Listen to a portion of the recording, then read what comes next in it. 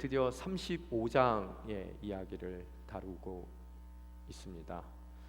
그동안 계속해서 저희가 야곱에 관한 이야기, 야곱을 중심으로 한 그가 주인공으로서의 이야기들을 나누었는데, 오늘 이 35장의 이야기를 마지막으로 그 주인공 자리에서 야곱이 물러나고, 이제 다음 장서부터는 요셉이 그 이야기의 주인공으로 나타나는 새로운 그런 이야기의 시작 그 마무리되는, 이전의 이야기가 마무리되는 바로 그 장입니다.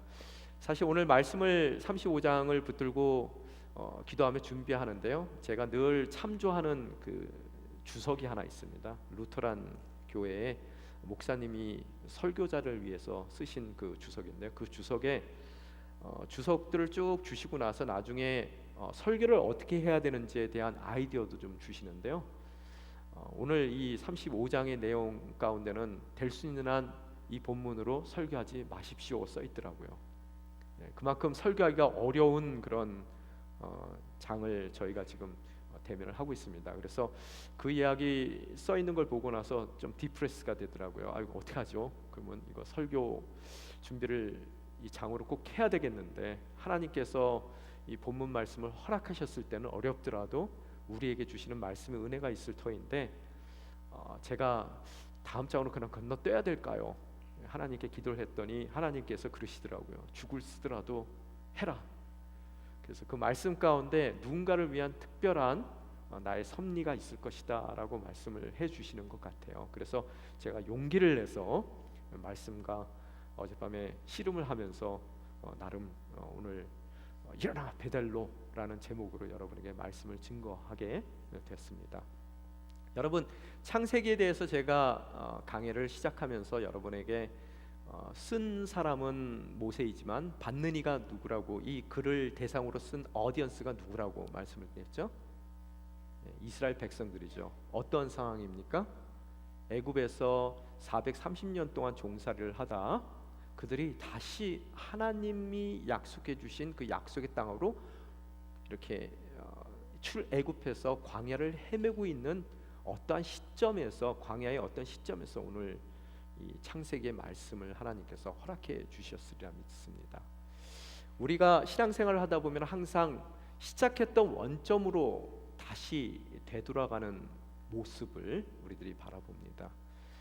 오늘 사실 야곱의 아들들이었던 그 12아들, 그래서 70명으로 성장했던 숫자가 늘어났던 야곱의 가족이 그 땅의 가뭄으로 인해서 할 수 없이 애굽으로 옮겨갔다가 그곳에서 430년을 보낸 이후, 그 430년 동안 많은 일들을 겪었죠. 이후에 그들이 다시 하나님이 약속하셨던, 그들이 떠났던 가나안 땅으로 떠나가는 그 입장 가운데, 광야의 생활 가운데 오늘 이 이야기를 접했을 거라는 것을 여러분이 아신다는 거예요.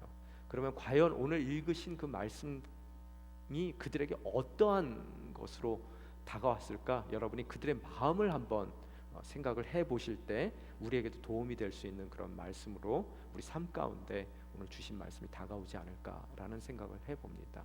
그래서 원래 인생을, 신앙의 삶을 보면은 떠났던 그곳으로 돌아가요. 근데 이전에 제가 신학교를 다닐 때 제임스 패커라는 교수님이 계셨습니다. J.I. 패커라고도 하죠. 노인갓이라는 책을 쓰신 바로 그분이죠. 하나님을 아는 지식이라는 성경책 다음으로 많이 팔린 기독교 서적입니다. 그래서 그분이 굉장히 지혜로운 분이신데 저희 수업 시간에 그런 말씀을 하셨어요.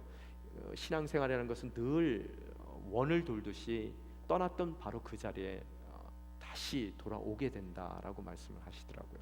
대신 원점으로 돌아왔다라고 생각한 그 떠났던 자리가 돌아왔지만 그 자리가 아니라는 거예요. 그래서 원이 아니라 저희가 돌고 있는 것은 스파이럴이라고 말씀하시더라고요. 이렇게 위로 올라가는 상향성을 그리고 있는 그런 원이라고 말씀하시면서, 같은 자리에 돌아왔지만 그 자리에서 봤을 때 우리가 하나님께 더 가까이 간, 더 높아진, 또 하나님의 섭리를 더 잘 이해하는 신앙인으로서 다시 떠났던 그 자리에 돌아왔을 때 우리의 변화된 모습을 발견할 수 있게 되더라는 그런 말씀을 늘 하셨어요. 오늘 그 말씀 가운데 오늘 주신 이 말씀을 돌이켜 볼 때 베델을 떠났던 야곱입니다. 30여 년 정도 전의 얘기죠. 그 베델에서 눈물을 흘리고 돌베개를 베고 또 낙심의 상황 가운데 있었던 바로 그에게 하나님께서 나타나 주셨고요. 또 하나님께서 그 사다리의 환상을 통해서 사다리는 뭐라고 제가 말씀드렸어요? 예수 그리스도의 십자가를 뜻하는 거라 그랬죠. 그래서 하나님과 이 땅 가운데 낙심할 수밖에 없고 절망할 수밖에 없는 우리의 인생이 연결되어 있음을, 그 연결을 통해서 우리에게는 아직까지 희망이 남아 있음을, 소망이 남아 있음을, 또 그분께 모든 것을 의탁했을 때 그분께서 우리의 삶을 다시 이 자리로 돌아오게끔 해주신다는 그런 언약이 우리 삶을 통해서 이루어질 수 있다는 것에 대한 확신을 가질 때 우리는 베델에서 눈물을 흘렸던 야곱이 베델에서 하나님 앞에 단을 쌓고 제단을 쌓고 그분께 서약했던 그 서약이 우리 인생 가운데서도 가능하게 되더라는 거예요. 그러고 떠난 그 인생, 그래서 라반을 만나고 라반의 밑에서 숱한 그런 어려움과 고난을 겪기도 하고, 그렇지만 주님께서 내가 너와 함께 할 것이며 너를 보호해 줄 것이고 지켜줄 것이고 내가 다시 베델로 돌아올 때까지 결코 너를 떠나지 않겠다라고 말씀해 주신 그 베델에서의 약속만을 믿고 버텨왔던 야곱, 그 야곱의 삶 가운데 드디어 하나님께서 베델로 돌아오게 하시는 그런 역사를 허락하시더라는 거예요. 그죠? 여러분도 여러분이 떠났던 그 베델로 하나님께서 하나님의 때에 하나님의 방법으로 여러분을 옮겨 주실 것이고 다시 돌이키게 해 주실 것이고, 다시 돌아왔을 때 여러분은 깨달으실 거예요. 원점으로 돌아왔지만 이 원점이 원래의 자리가 아닌 여러분이 더욱 하나님이 원하시는 성숙을 이룬, 또 하나님을 더 깊게 이해할 수 있는 그런 더 복된 하나님의 백성으로서 하나님 앞에 서게 된 바로 그 자리라는 것을 여러분이 또한 깨닫게 될 수 있으리라는 것을 오늘 말씀을 통해 저에게 심어주시는 그 하나님의 섭리를 저희들이 발견하게 됩니다. 여러분, 라반 밑에 있었던 야곱이 하나님의 음성, 이제는 돌아가라는 그 음성을 듣고 그가 돌이키게 되죠. 돌이키며 너무나 불안했던 그 마음을 갖고 베델을 향해 갑니다. 그 에서를 대면해야 되는 그런 어려움이 그 인생 가운데 있었죠. 그런데 우리가 읽었던 것과 같이 에서와의 대면이 그가 그렇게 두려워했던, 정말 훗날 돌이켜봤을 때 왜 그렇게까지 내 인생의 발목을 잡았고 두려워했을까라고 정말 그 두려웠던 시간들이 아까울 정도의 그런 결과를 우리들이 봤습니다. 에서는 미리 다 용서했더라는 거예요. 그래서 우리가 가질 수 있는 가르침 중에 하나가 여러분 또한 에서를 대면해야 되는 인생 가운데서 에서가 있을 수도 있더라는 거예요. 평생을 두려워했습니다. 불안했어요. 그렇지만 하나님께서 떠나라 하셨을 때 그 가운데 대면할 수밖에 없는 에서는 이미 용서를 다 했더라는 거예요. 여러분이 믿고 떠나시면은 하나님께서 여러분의 길을 한 발 앞서 먼저 행하시며 여러분의 길을 예비하시는 하나님이라는 것을 우리는 성경을 통해 배울 수가 있는 것이죠. 이렇듯 그가 에서와의 만남을 통해서 모든 문제가 이제 해결됐으면 어디로 가야 된다 그랬어요? 베델로 갔어야 되는 거예요. 그렇지만 그가 어디를 향했습니까? 세겜을 향해 그의 장막을 쳤다라고 지난 시간에 말씀을 드렸어요. 우리 인생도 마찬가지입니다. 하나님께서 여러분을 불러주셨고 또 불러주신 여러분의 삶 가운데 성실히 그분의 약속을 시행해 주셨고 실천해 주셨고, 이제는 여러분의 라반 밑에서의 그 봤던 아람의 삶을 정리하고 이제 하나님이 원하시는 베델로의 돌이킴의 삶을 요구하셨다면 여러분은 그저 그 요구에 순종하시면 된다는 거예요. 어떻게 순종해야 됩니까? 즉각적으로 순종하시면 된다는 거예요. 근데 우리의 마음이 항상 이 죄된 인생이 항상 선택하는 것은 세겜을 선택하더라는 거예요. 항상 한 발은 주님께 드리고 또 한 발은 세상 가운데 짚고 있더라는 거예요. 여기 좀 약간 하울링 나는 것 같은데 좀 줄여주시겠어요? 예. 그래서 세금을 향해 여러분이 인생의 장막을 쳤을 때의 결과가 뭐라고 말씀드렸습니까? 세상을 향해 여러분이 장막을 쳤을 때 당연히 여러분의 자녀가 향해 가는 곳은 어디라고 그랬어요? 세상이라고 그랬어요. 그래서 여러분이 세금을 향해 장막을 쳤을 때 그 딸인 디나가 세금을 향해 나아가게 되는 것이고, 또 그의 삶 가운데 엄청난 그런 어려움을 겪게 되는 것을 지난 시간 저희 말씀을 통해서 배웠습니다. 또한 그 딸의 성폭행의 사건만이 그 결과로 얻게 된 것이 아니라 그 엄청난 사건 가운데서 한 가정의 가장으로서, 또 장자권의 축복을 받은 자로서, 또 그 가정의 제사장으로서 야곱은 침묵을 하고 있더라는 거예요. 자기가 해야 될 책임을 자기 아들들에게 다 넘기고 자기의 책임을 회피하는 야곱의 모습을 통해서 그 아들들이 디나의 사건으로 끝나는 것이 아니라 세겜의 모든 사람들을 학살하는 그런 엄청난 살인자로의 모습으로 바뀌게 되는 것을 우리들이 바라볼 수 있게 되더라는 거예요. 그래서 아버지들이, 그 가정의 가장들이 어떠한 상황 가운데서든 하나님께서 허락하신 그 가장의 직분, 그 집안의 제사장의 직분을 잘 감당해야 되는 것을 저희들이 깨닫게 되더라는 거예요. 이렇듯 딸은 수치를 당하게 되고 아들들은 살인자가 되는 그런 엄청난 상황 가운데로 내몰리게 되더라는 거예요. 그래서 지난 34장 30절에 보면은 그동안 침묵하고 있었던 야곱이 아들들에게 드디어 이야기를 하더라는 거예요. 침묵하며 모든 자기 책임을 아들들에게 회피했던 그가 입을 열었는데 아들들에게 뭐라고 얘기하고 있습니까? 너희가 나를 곤란하게 만들었구나. 이 땅에 사는 사람들, 곧 가나안 족속과 브리스 족속들이 나를 사귈 수 없는 추한 사람이라고 여길 것이다. 나는 수도 얼마 되지 않은데 만약 그들이 뭉쳐서 나를 공격한다면 나와 내 집안이 망하게 될 것이다.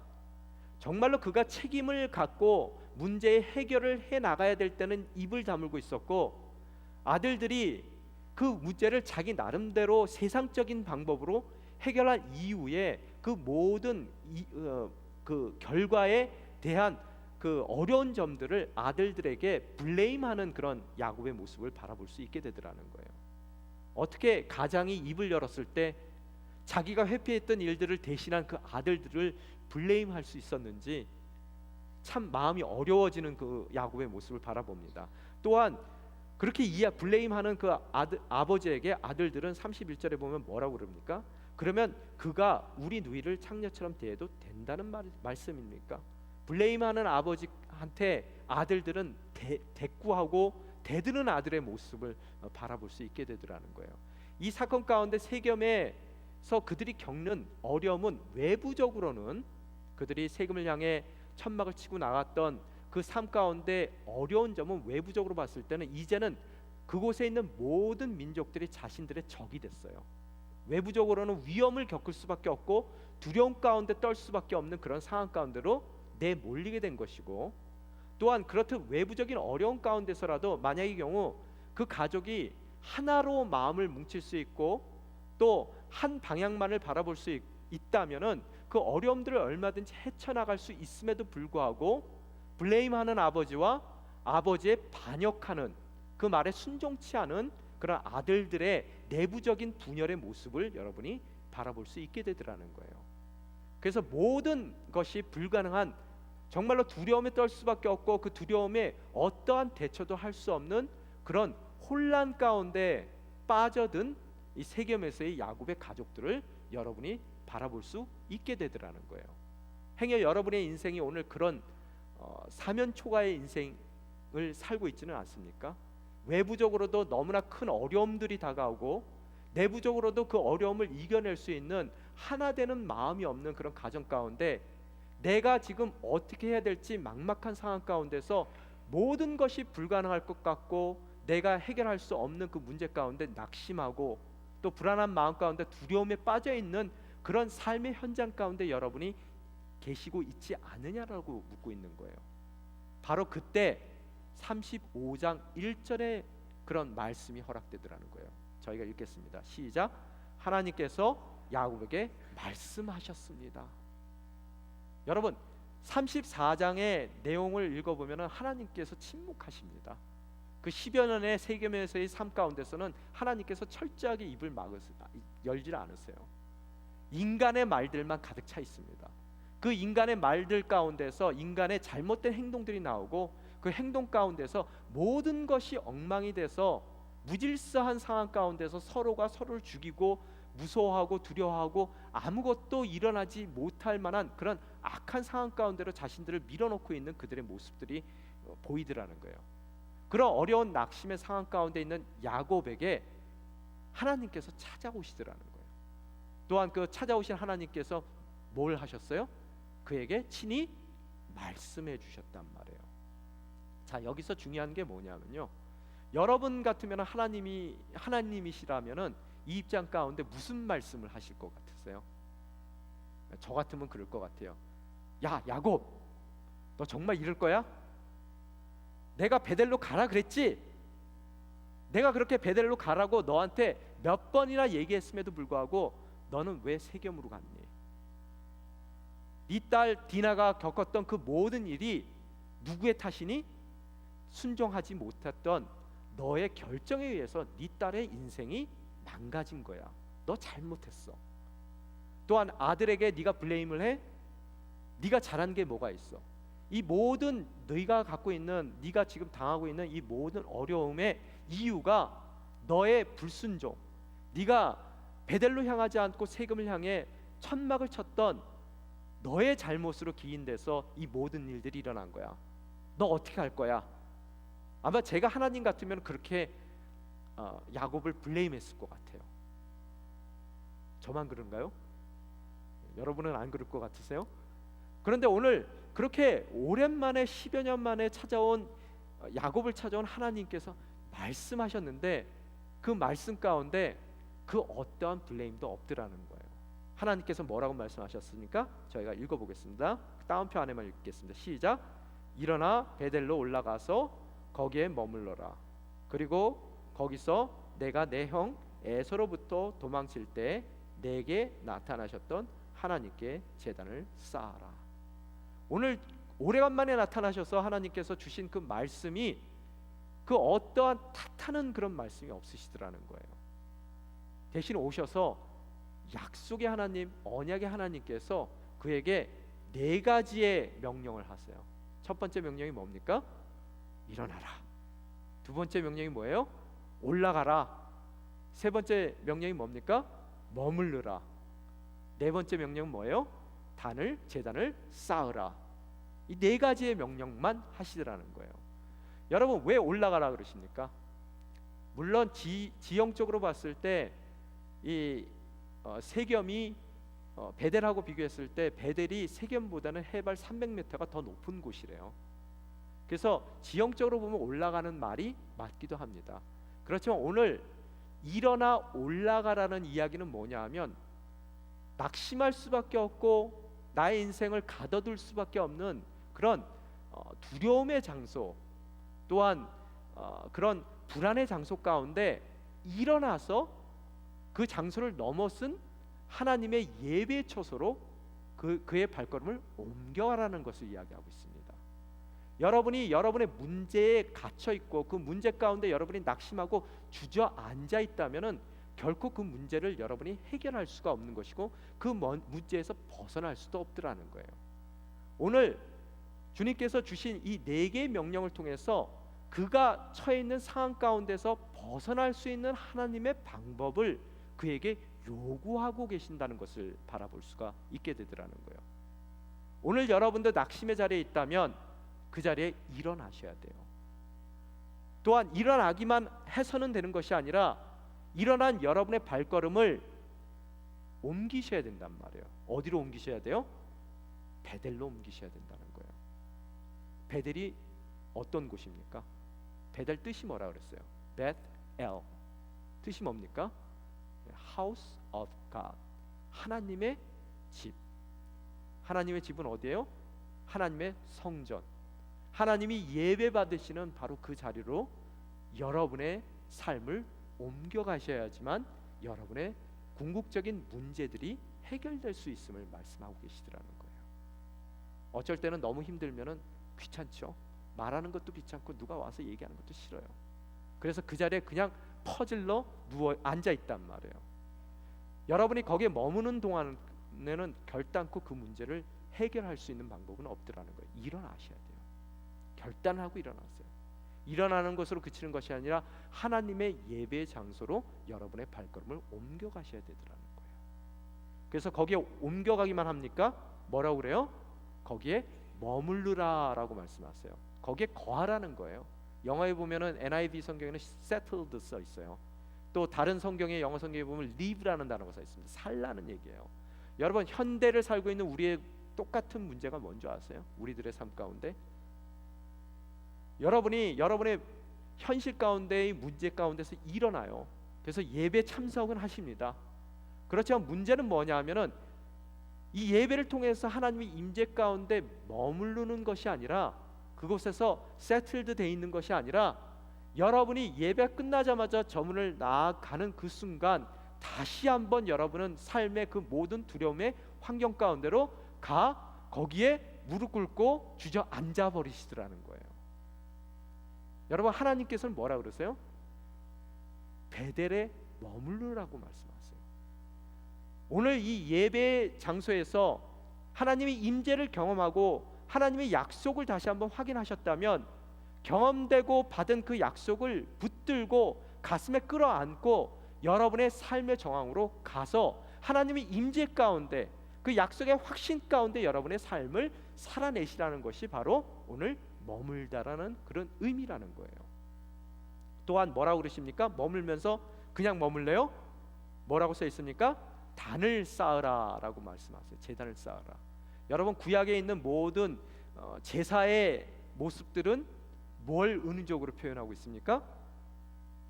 예수 그리스도의 십자가 사건을 은유적으로 표현하고 있는 거라는 거예요.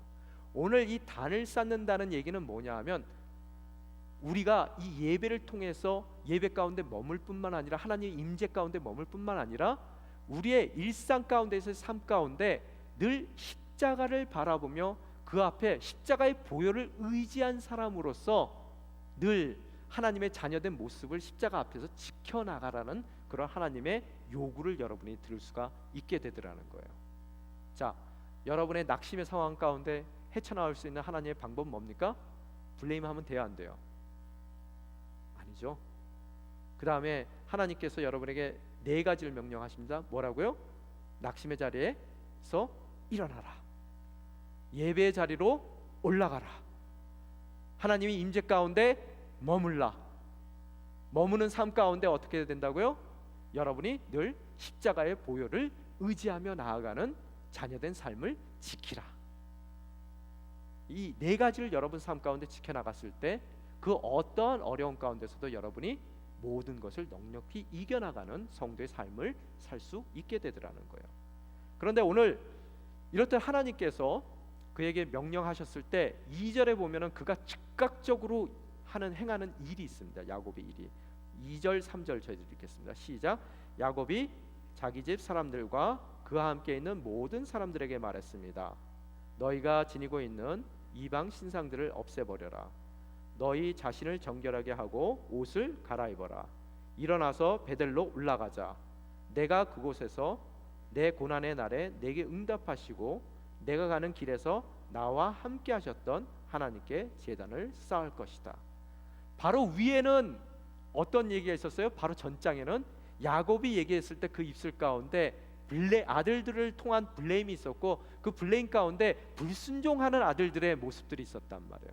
오늘 여러분 35절에 하나님께서 말씀하신 그 말씀 가운데 순종하며 그 순종하기 위하여 자녀들에게 이야기하는 야곱의 모습을 바라볼 수 있고, 또한 연이어 나오는 절들 통해서 그 불순종했던 자녀들과 모든 식솔들이 야곱의 말에 순종하는 모습들을 여러분이 발견할 수 있게 되더라는 거예요. 굉장히 큰 진리죠. 왜 우리 자녀들은, 내 아내는 가장인 나의 말을 안 들을까요? 왜 그럴까요? 정말로 가장으로서 지켜야 될 나의 의무와 책무들을 회피했고, 또 회피한 자리 가운데서 정말로 컨트롤 안 되는 많은 일들이 일어났을 때 거기에 누군가에 대한 블레임을 하는 내 입술이기 때문에 그 자녀들 또한 나에게 순종치 않는 모습을 보여줬다는 거예요. 그렇지만 여러분이 순종하는 삶을 결단하고 나아갔을 때 그 가족들의 마음까지도 하나님께서는 돌려 놓으시더라는 거예요. 그게 회복의 모습입니다. 그런데 오늘 참 희한한 게 2, 3절을 통해서 우리가 바라볼 수 있는 것이 뭐냐면 그가 그 가족을 정결하게 거룩하게 구별하고 있더라는 거예요. 모든 우상들을 갖고 나와. 또한 너희 자신들을 정결케 해. 그 의복을 갈아입어. 올라가기 전에 이 세 가지를 가족들에게 요구하더라는 거예요. 하나님께서 1절에 보면은 여러분 그의 삶을 거룩하게 정결하게 하나님 앞에 내어 드려야 되고 우상을 제하라는 이야기가 써 있습니까? 안 써 있습니까? 안 써 있죠. 그렇지만 야곱은 자진해서 자기가 자원해서 우러나와서 하나님의 임재 안에 나아가는 자로서 꼭 지켜야 될 그 모든 것들을 그가 정말로 스스로 그 일들을 이루어 나가는 모습들을 우리들이 바라볼 수 있게 되더라는 거예요. 왜 우리의 자녀들이 우리가 원하는 대로 또 하나님이 원하시는 그런 하나님의 명령대로 안 움직이는 줄 아세요? 지금 이들이 야곱이 자진해서 자신의 삶을 거룩하게 드리는 그 모습이 어떻게 가능했는지 아시냐고요. 여기에 자녀 교육의 법칙이 담겨 있습니다. 블레임하지 마세요. 아무리 잘못됐다 하더라도 하나님께서는 1절에 어떠한 그 사건에 대한 블레임도 하시지 않습니다. 왜 그랬어? 어쩌려고 그랬어? 인간부야. 네가 했으니까 네가 책임져. 이런 말씀을 안 하시고 어떻다고요? 있는 그대로 약속의 대상으로 받아주시고 그 문제를 해결할 수 있는 해결책을 그 인생 가운데 허락해 주시더라는 거예요. 그래서 어떻다고요? 은혜를 입은 야곱이 그 인생 가운데 진정해야 될 것을 스스로 자원하는 마음으로 그 일들을 이루어 나가는 것을 우리가 오늘 성경 가운데 바라보게 되더라는 거예요. 여러분, 사람을 변화시키는 것은 은혜입니다. 잔소리가 아니에요. 사람을 변화시키는 것은 책임 추궁이 아니라요, 있는 그대로 받아들이는 것이고 또 그 사람의 자격과 관계없이 내가 약속한 모든 책임과 모든 내가 해야 될 모든 일 가운데 성실히 내가 임하는 나의 자세라는 거예요. 그럴 때 어떻다고요? 상대방이 그 은혜를 통해서 자신의 삶을 스스로 변화시켜 나가는 것을 바라볼 수 있게 되더라는 거예요. 오늘 이 얘기가 잘 전달됐나요? 오늘 여러분 가셔서 어떻게 하셔야 돼요? 자녀들 블레임하지 마세요. 있는 그대로 받으세요. 또한 부모로서 자녀의 그 모습과 상관없이 부모된 모습을 철저하게 여러분이 지켜나갈 때 언컨디셔널하게 그 자녀를 사랑해 주실 때 어떻다고요? 그 자녀가 그 사랑 가운데 여러분이 베풀어 주시는 자격 없는 자녀들에게 베풀어 주시는 그 사랑 가운데 그들이 스스로 여러분이 원하시는 하나님의 자녀로서의 삶 가운데로 돌이킬 수 있는 놀라운 역사와 변화가 일어나게 되더라는 거예요. 아멘. 두 분 하셨어요. 네. 그러고 나서 오늘 보니까 모든 것을 정결하게 신상을 없애버리고 또 자신을 정결하게 했어요. 여기서 참 아쉬운 게 뭐냐면 이전에 가나안 땅에 와서 지금 처음 제단을 쌓는 겁니까? 여러분, 베델레 올라가서? 아니죠. 세겜에서 이미 제단을 쌓고 거기서 제사 드리며 그 세겜 그 제사 드린 장소를 뭐라 그랬어요? 엘 엘로헤 이스라엘. 그죠? 이미 그는 제단을 쌓았었어요. 근데 그 제단 가운데서는 뭐가 있었다는 얘기입니까? 지금 그 가족 가운데 우상들이 가득 차 있었고 그 가족 가운데 정결함이 없었고 또한 옷을 갈아입는 그런 일들이 미리 선행되지 않았더라는 거예요. 오늘 여러분의 예배가 왜 능력이 없는 줄 아세요? 왜 오늘 여러분이 믿고 있는, 여러분이 붙들고 있는 그 신앙이 여러분의 삶 가운데 어떠한 변화도 주지 못하는 줄 아세요? 그것은 첫째, 여러분이 지금 드리는 그 예배의 처소가 베델이 아니라 세겜을 향하고 있다는 거예요. 세상을 향하고 있는 예배를 드리고 있단 말이에요. 이 예배를 내가 잘 드렸을 때 편안한 삶을 하나님께서 주시겠지. 내가 이 예배를 잘 드렸을 때 나에게 성공하는 삶을, 정말로 멋진 인생을 나에게 허락해 주시겠지. 그런 세겜을 향해서 여러분의 믿음의 장막을 쳐갔을 때 여러분 가운데는 여러분의 탐심을 채우고 여러분의 인생의 목적을 채우기 위한 그런 우상들로 가득 차고 하나님께 구별된 인생이 아니기에, 아무리 엘로헤 이스라엘의 하나님이라는 그런 이름을 붙인 여러분의 예배가 여러분 삶 가운데 있다 하더라도 그 예배가 여러분을 결단코 변화시키지 못하는 그런 능력 없는 예배가 돼버리더라는 거예요. 깨우치십니까 여기서요? 그래서 오늘 여러분 또한 여러분의 삶의 모든 베델을 향해 하나님이 불러주신 그 부르심의 자리에서 진정한 예배자로 나아가기 위해서는 세겜에서의 제단과는 다르게 여러분의 삶의 모든 부분들을 거룩하게 여러분이 깨끗이 먼저 씻고 그 자리에 나아가셔야 된다는 거예요. 여기에 옷을 갈아입는다는 얘기는 또 뭡니까? 항상 성경에 보면 옷이라는 것은 의를 뜻하는 거예요. 의가 뭡니까? 하나님과의 올바른 관계라는 거예요. 그래서 올바른 관계를 내가 먼저 세워 나아갔을 때 베델을 향한 나의 제사를 통해서 하나님께서 변화된 그런 놀라운 역사를 우리 인생 가운데 허락해 주실 거라는 거예요. 보통 우리들은 세겜을 향해 장막을 치고 살면서 내가 세상적인 요 부분만을 채울 수 있다면 내 인생이 멋질 거야, 너무 행복할 거야, 그런 마음을 갖고 세상을 향해 나아갑니다. 세금을 향해 나아가요. 돈을 조금 더 벌면은 내 인생이 너무 충만해질 거야. 돈 많이 벌으니까 어떻게 돼요? 충만해졌습니까?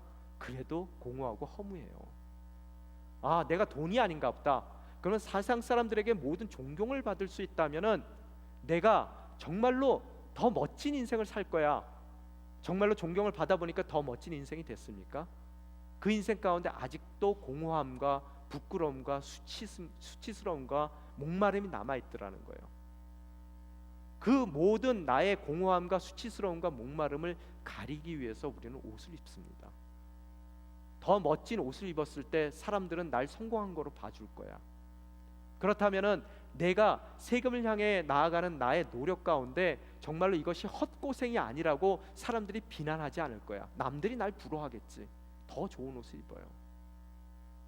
그런 모든 가식적인 여러분의 공허함을 채워줄 수 없고 여러분을 풍성하게 만들어줄 수 없는 그 모든 옷들을 이제는 벗어버리고 주님께서 원하시는 하얀 옷, 성도의 옷, 정말 주님께서 쓰실 수 있도록 있는 그대로 나의 자신의 연약함을 드러내 드리는 그런 아름다운 의의 옷으로 여러분이 갈아입으셔야 여러분이 비로소 베델을 향해 나아가는 하나님의 자녀로서 정말 모든 것이 예비된 준비된 성도의 삶이 될 수 있더라는 거예요. 옷을 갈아입으셔야 돼요. 그리스도의 옷을 입으십시오. 아무리 부족한다 하더라도 부족한 날, 아무 자격 없는 나를 주님께서는 너무나 멋지게 들어 사용하실 거예요. 나의 의를 입는 것이 아니라 예수 그리스도의 의를 입었을 때, 덧입었을 때 우리 인생은 진정 하나님 손에 들려진 멋진 인생이 될 수 있음을 여러분이 오늘 이 말씀을 통해서 깨달으실 수 있어야 되더라는 거예요. 어렵죠? 그죠? 예. 그러고 나서 옷을 갈아입고 어떻다고요? 3절에 일어나 베들로 올라가자. 여기까지 너무 좋았어요. 하나님 말씀 순종해요. 그죠? 그래놓고 뭐라고 써 있습니까? 내가 그곳에서 내 고난의 날에 내게 응답하시고 내가 가는 길에서 나와 함께 하셨던 하나님께 제단을 쌓을 것이다. 뭐가 빠졌어요? 이 말씀 가운데 뭐가 빠졌어요? 머무는 것이 빠졌잖아요. 여러분, 하나님께서는 필요 없는 말씀을 주시는 분이 아니세요. 그 인생 가운데 꼭 필요한 것을 우리 인생 가운데 그 말씀으로 허락해 주시는 분이십니다. 머물러야 돼요. 이 인생이 앞으로도 여러분이 잠깐 뒷부분에 가서 읽으셨지만 흔들릴 수밖에 없는 인생을 사는 것이 하나님이 주신 뭐예요? 일어나라, 올라가라, 머물르라, 쌓으라 중에서 그 머물르라는 말씀을 그 삶 가운데서 빼버렸기 때문에 그 인생이 흔들릴 수밖에 없는 또 야곱으로서의, 이스라엘로 거듭났음에도 불구하고 야곱으로서의 삶을 살 수밖에 없게 되더라는 거예요. 잊지 마세요. 그래서 오늘 보니까 어때요? 그가 어느 정도는 지켜줬어요. 4절 한번 읽겠습니다. 시작. 그들은 자기들이 지니고 있던 모든 이방 신들과 귀에 걸고 있는 귀걸이를 야곱에게 주었습니다. 여기까지요. 여기에 웬 귀걸이는 줬어요? 이게 목사님 이게 무슨 소리입니까? 액세서리는 다 내려놔야 됩니까? 그래서 예전에 제가 어디 신학교 한 군데를 선교사 양성하는 학교를 다녔었는데요. 그 학교는 모든 여자들이 액세서리 하면 안 돼요. 굉장히 보수적인 학교였습니다. 그래서 귀걸이 같은 거 주렁주렁 하면은 못하게 해요. 그런 의미입니까? 아니에요. 여기 귀걸이라는 것은 뭔가 요새 말로 치게 되면, 우리가 이해될 수 있는 말로 치게 되면 부적이에요. 락키 참. 안 믿는 사람들이 뭔가 운이 좋게 하기 위해서 써붙이고 댕기는 그런 부적들 있죠. 그런 의미예요. 그래서 하나님 외에 나를 더 편안하게 안락한 삶으로 인도해 줄 수 있는 그 무엇을 갈구하는 마음 가운데 하나님 외에 다른 것을 의지하는 바로 그 모습이 뭐라고요? 작은 귀걸이라는 거예요. 그 귀걸이까지도 다 풀러서 어떻게 된다고요? 야곱에게 갖다 놓는 그 자녀들의 모습을 그 가족들의 모습을 바라볼 수 있습니다. 그래서 야곱이 그것을 어떻게 했어요? 4절에 보면요, 야곱이 그것들을 세겜에 있는 상수리 나무 아래 묻었습니다. 자, 베델을 향해 가고 싶으세요? 하나님이 여러분의 삶을 그분이 원하시는 멋진 삶으로 변화시키기를 원하세요? 먼저 여러분이 하나님 외에 의지하는 그 모든 것들을 상수리 나무 밑에 묻어야 되더라는 거예요. 여기 원어에 보면은 세겜에서의 상수리 나무 했을 때 그 상수리 나무를 바로 그 상수리 나무라고 표현이 되어 있어요. 정관사 더가 붙어 있습니다. 그게 뭘까? 많은 학자들이 생각하기에 아브라함이 처음에 가나안 땅에 왔을 때 그가 처음으로 제단을 쌓았던 곳이 바로 이 세겜의 이 상수리 나무 옆이었었어요. 그래서 바로 그 상수리 나무라고 이야기하기 위해서 정관사 더가 붙었을 수도 있고요. 또 다른 의미 가운데서는 여러분, 나무 하면은 아까도 잠깐 설명했지만 떠오르는 게 뭡니까? 저에게 십자가라는 거예요. 십자가. 바로 그 십자가, 그 나무 밑에 여러분이 그동안 여러분 세겜을 향해 살았던 여러분 인생 가운데 여러분이 하나님 외에 의지했던 그 모든 것을 그 십자가 밑에 묻고 떠나셔야 비로소 진정한 베델에서의 은혜를 경험할 수 있게 되더라는 거예요. 예. 그래서 오늘 묻습니다. 그러고 나서 5절에 보니까 어떻다고요? 그들은 길을 떠났습니다. 드디어 떠나더라는 거예요. 이제 30여 년 만에 드디어 하나님께서 원하시는 바로 그 베델의 은혜의 자리, 하나님의 언약의 자리, 그가 정말 하나님께 소원했던 그 소원의 자리로 그가 떠났더라는 거예요. 근데 떠났을 때 어떤 일이 일어납니까? 5절에 하나님께서 주변 성읍 사람들에게 두려운 마음을 주셔서 아무도 그들을 쫓아오지 못하게 하셨습니다. 자, 저놈들이 우리의 친척들을 죽였어. 가만히 안 놔둘 거야. 우리 합심해서 저놈들에게 본때를 보여줘야 돼. 그렇듯 칼을 갈고 있던 그들이 갑자기 떠나는 그들, 그래서 자기를 보호할 수 있는 그런 영역이 아닌 자신들을 위험에 노출시킬 수밖에 없는 그런 긴 행렬에 서 있는 야곱에 대해서 어떤 마음이 들었다고요? 두려운 마음이 들었어요. 누가 두려운 마음을 주셨다고요? 하나님께서 그들에게 주셨다는 거예요. 여러분, 떠나라고 말씀하신 하나님의 말씀에 순종하고 하나님이 원하시는 바로 그 서약의 자리로, 여러분이 소원의 자리로 다시 여러분의 발걸음을 돌이킬 때 그 어떤 누구도 여러분을 범하지 못한다는 거예요. 하나님께서 여러분의 그 길을 지켜주신다는 것을 오늘 이 말씀을 통해서 깨달을 수 있게 되더라는 거예요. 우리에게 남은 것은 순종입니다. 그분이 원하시면 그분의 원하는 방법대로, 그분이 원하시는 때에 우리는 즉각적으로 순종하는 것이 우리의 몫이라는 거예요. 나머지는 다 하나님이 알아서 하십니다. 그래서 순종하고 나아가는 그 삶 가운데 주님께서 보호해 주십니다. 그래서 6절에 드디어 어떻게 됩니까? 야곱과 그의 일행 모두가 한 사람도 빠짐없이 가나안 땅 루스 곧 베델에 도착했습니다. 이게 10여 년 전에 도착했어야 될 바로 그 자리예요. 뺑글뺑글 돌아서 오늘 도착하더라는 거예요. 그래서 거기서 어떻게 했어요? 7절, 그는 뭐 했습니까? 제단을 쌓았습니다. 도착하자마자 제단을 쌓았어요. 왜요? 왜입니까? 쉬운 질문이에요. 왜요? 순종한 겁니다. 하나님께서 하라시니 순종한 거예요. 그래서 제단을 쌓았습니다. 그 제단을 쌓은 결과가 뭡니까? 오늘 7절 나머지 부분 읽겠습니다. 그가 자기 형에게서 도망칠 때 거기에서 하나님께서 직접 나타나셨기 때문에 그곳을 엘베델이라 불렀습니다. 여러분, 그 제단을 쌓고 순종한 그 삶 가운데 하나님께서 어떠한 은혜를 부어주셨어요? 그 장소를 뭐라고 부르게 해주셨어요? 엘베델이라고 부르게 해주셨어요. 여러분, 엘은 무슨 뜻입니까? 하나님이라는 뜻이죠. 이 엘베델이라는 말이 굉장히 중요한 단어입니다. 베델은 무슨 뜻이에요? 하나님의 집이라는 뜻이라 그랬죠. 그래서 영어로 이 엘베델을 옮기게 되면은 God of the house of God이에요. 자, 하나님이 자꾸 반복되죠. 반복되니까 여러분이 생각하기에 이거는 좀 거치장스러운 명칭입니다 라고 얘기할 수가 있어요. 그냥 house of God 해버리면 되지 거기에 왜 또 다시 하나님이라는 말을 앞에 붙입니까? 하나님, 어떤 하나님이에요? 하나님의 집의 하나님이세요. 이렇듯 반복적으로 하나님의 이름이 언급되는 이유가 뭐냐 하면요, 여러분, 이전에 그가 경험했던 베델은 장소로서의 베델이에요. 그래서 그 이름을 베델이라고 붙였습니다. 그러나 오늘 순종하고 다시 베델로 돌아온 그 삶 가운데 하나님이 허락하시는 것은 하나님의 집에 대한 장소적인 개념이 아니라 그 집의 주인 되시고 나를 개인적으로 만나 주시는 바로 그 하나님, 인격적인 하나님의 포커스가 맞춰져 있더라는 거예요. 오늘 이 얘기가 전달이 됩니까? 여러분이 예배를 드릴 때 이 예배가 중요한 것이 아니라, 이 예배가 중요한 여러분의 삶 가운데서의 중요한 예배인 이유가 바로 이 예배를 통해서 우리의 하나님을 인격적으로 만나는 것이 중요하기 때문에 예배가 중요하다는 거예요.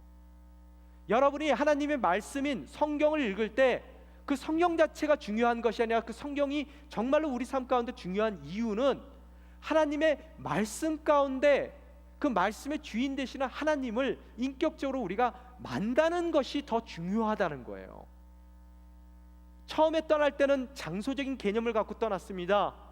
이제 그 장소에 다시 돌아왔을 때 하나님께서는 그 믿음의 깊이를 더해 주셔서 장소에 머물 뿐만 아니라 그 장소 가운데 주인 되시는 하나님을 인격적으로 만날 수 있는 은혜를 더입혀 주셨다는 거예요. 오늘 이 예배 자리에 다시 돌아오셨습니까? 하나님께 순종하는 마음으로 이 자리에 계십니까? 오늘 이 예배가 여러분에게 예배로서 중요한 것보다는 여러분의 깊은 신앙 가운데 발견할 수 있는 것은 이 예배, 하나님께 드리는 이 예배 가운데 계신 하나님을 여러분이 인격적으로 만나는 것이 더 중요하다는 거예요. 그 하나님은 장소에 국한되신 분이 아닙니다. 인격적으로 만난 하나님은 여러분이 발길을 옮기는 곳마다 여러분과 함께 해주시는 바로 그 하나님이세요. 오늘 그 하나님을 만날 수 있는 은혜를 순종하는 야곱의 제단을 통해서 하나님께서 허락해 주시는 모습을 바라볼 수 있게 되더라는 거예요.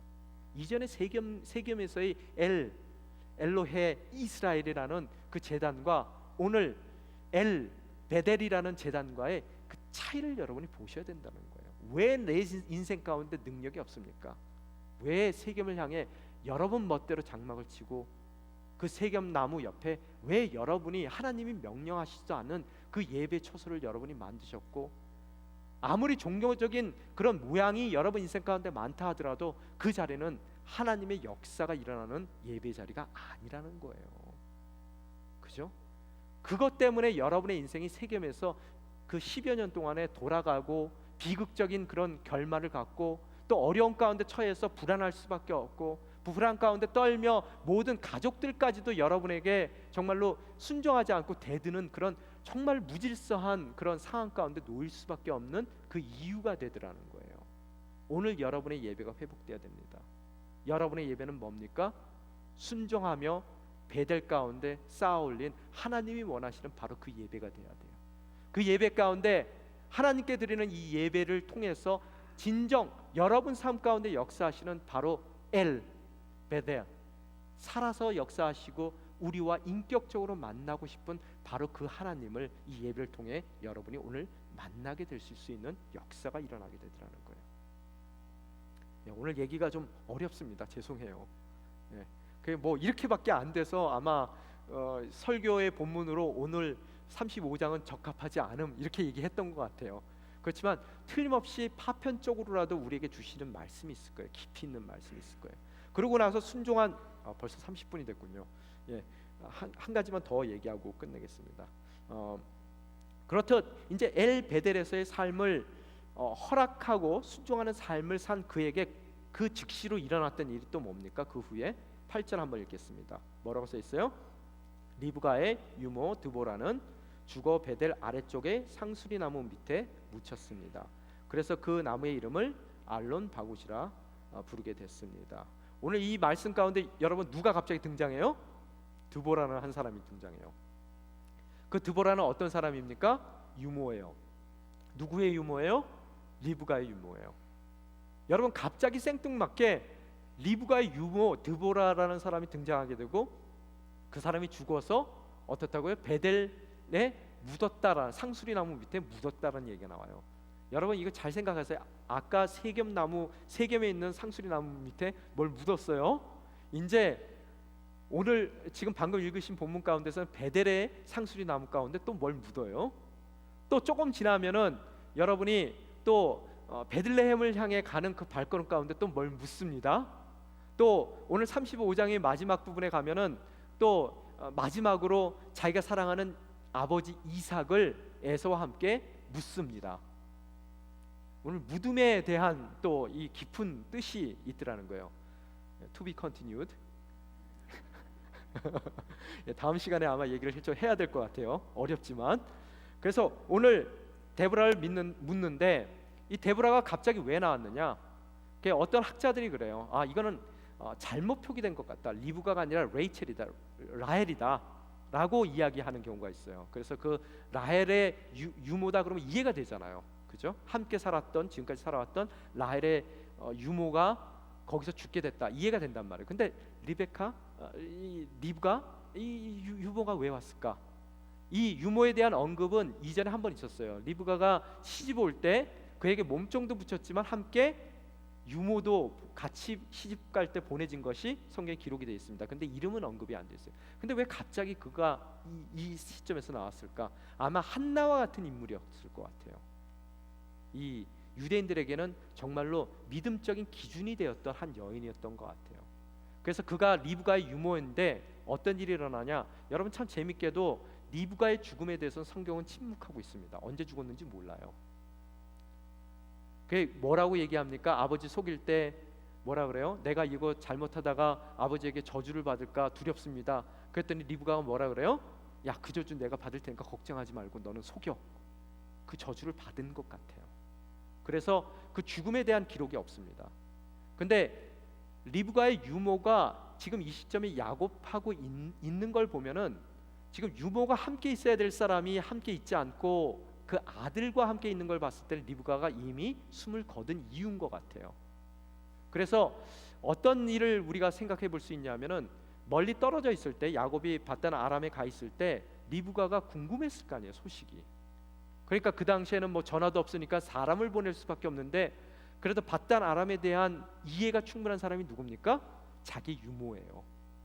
그래서 그 유모를 연락책으로 서로 몇 번 왔다 갔다 시켰던 것 같아요. 그런데 그 사이에 어느 순간에 리브가가 죽게 돼서 더 이상 이삭의 집에 머무를 이유가 없어서 야곱과 함께 머물렀던 것 같아요.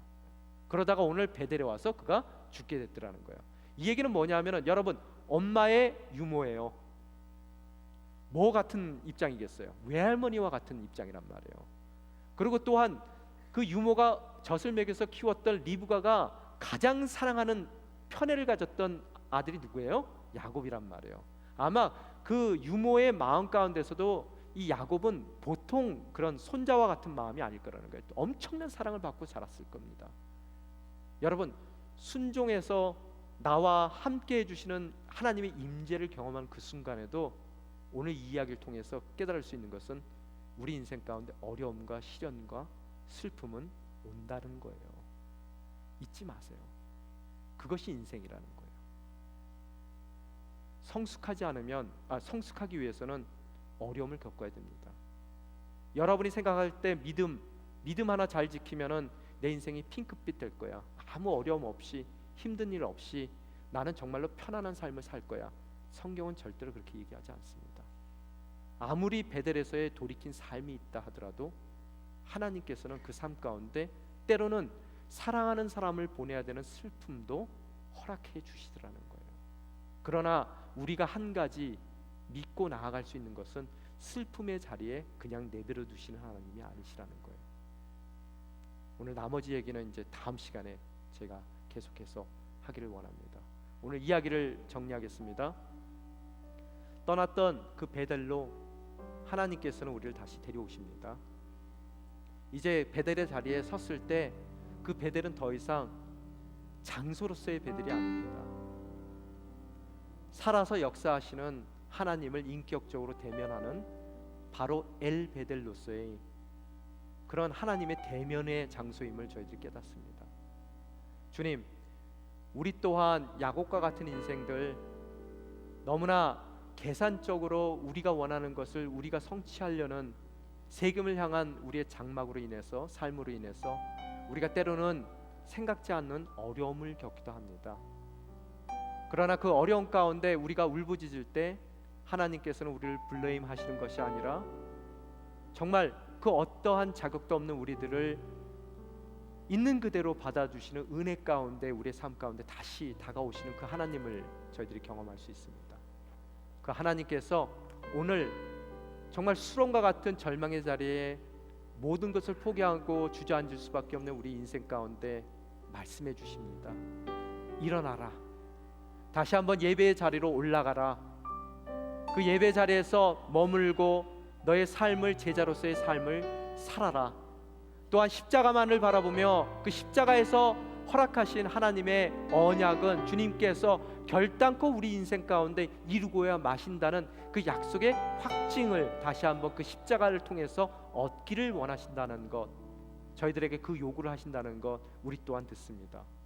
그 요구에, 명령에 순종하며 정말 어렵지만 다시 한번 베델을 향해 그 발걸음을 정결한 모습으로 주님 앞에 나아가는 저와 여러분이 되시기를 주님의 이름으로 축원합니다. 이 시간 함께 기도하며 나아가시겠습니다. 주님, 우리를 도와주시옵소서. 연약합니다. 흔들릴 수밖에 없는 인생입니다. 다시 한번 흔들린 그 자리에서 주님만을 바라볼 수 있는 귀한 믿음의 권석들이 될 수 있게 도와주시옵소서. 당신께서 주신 그런 음성을 듣고 당신께 순종하는 아름다운 삶을 살아드리길 원합니다. 주님, 그 어려움의 낙심의 자리에서 저희들이 일어날 수 있게 도와주시옵소서. 다시 한번 저희의 언약의 자리, 또 당신께서 허락하신 그 언약 가운데 우리가 드린 서약의 자리로, 다시 한번 서원의 자리로 저희들이 올라갈 수 있게 도와주시고 늘 그 자리에 머무르며 당신께서 원하시는 아름다운 자녀의 삶을 살아낼 수 있도록 이 시간 우리에게 순종의 그런 결단을 허락하여 주시옵소서. 함께 기도하며 나아가시겠습니다. 아버지 하나님,